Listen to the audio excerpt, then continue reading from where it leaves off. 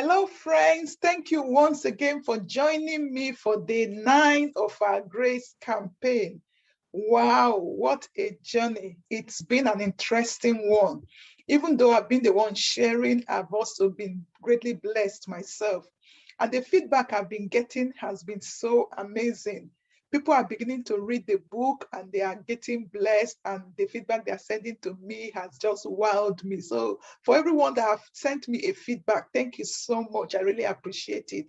And for the rest of you, if you've already gotten the book and you started reading it or you finished reading it, I want to hear your thoughts. I want to know what you have benefited from the book.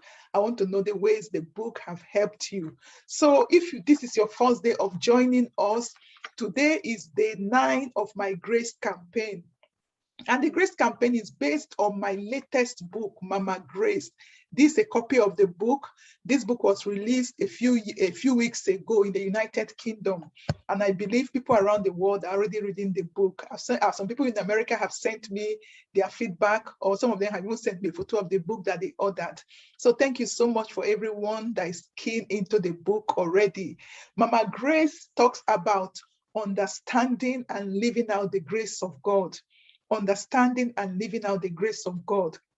By the grace of God, I've been privileged to live out the grace of God. That is why they call me Mama Grace. In one of the video series, I told the story of how I earned that title, Mama Grace. So if you want to go back and watch the videos, the previous ones I've done, I believe you're going to also learn from it, because this is a 30-day journey that I'm embarked on. Today is day 9 of it.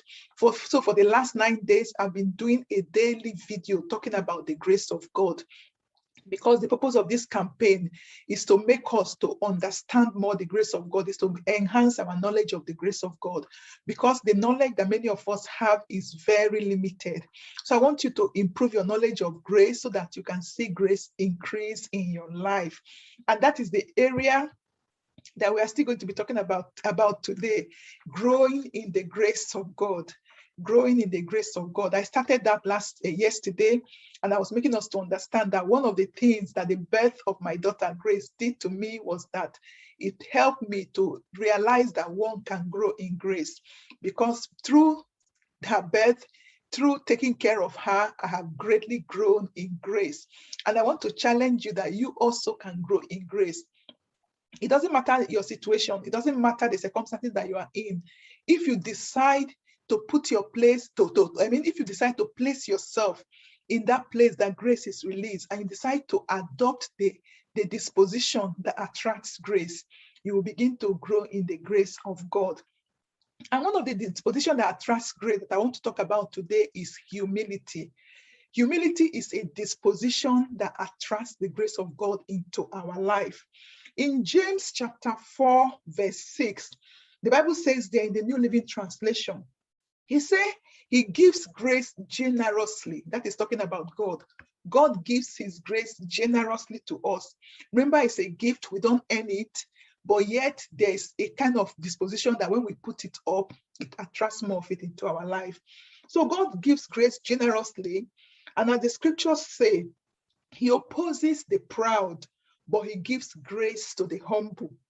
God opposes the proud. He repairs the proud. The proud cannot receive grace from him because he's put off by pride.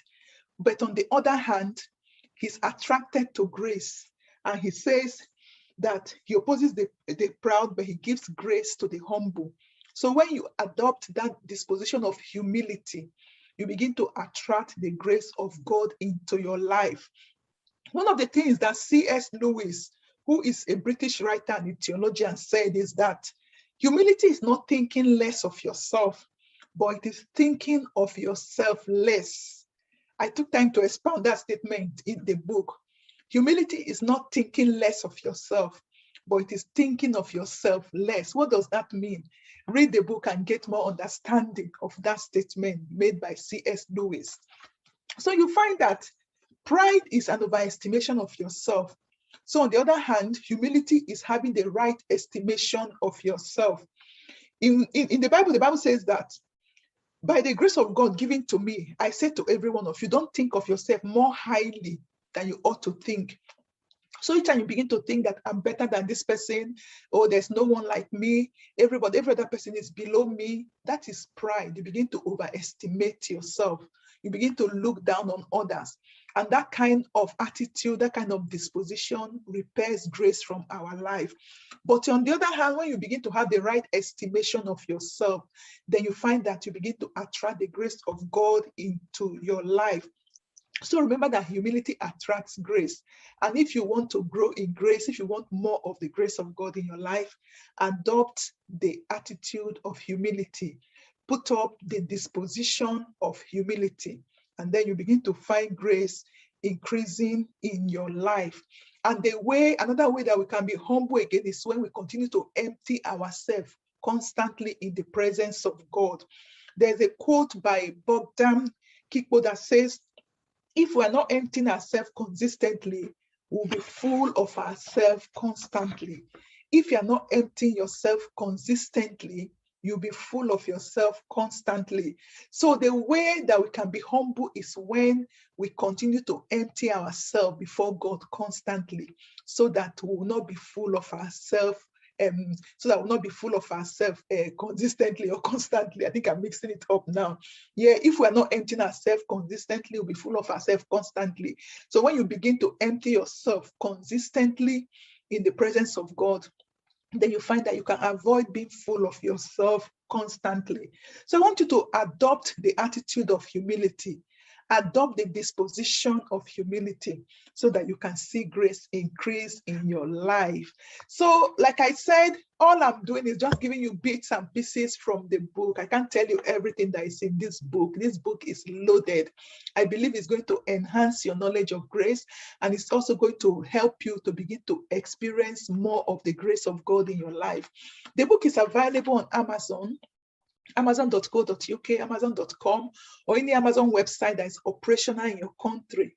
And you can get it in both paperback, like the one I'm holding right now, or you can get it in Kindle version, where you can download it to your electronic device or your Kindle device, or even your digital phone, and you can begin to enjoy the book.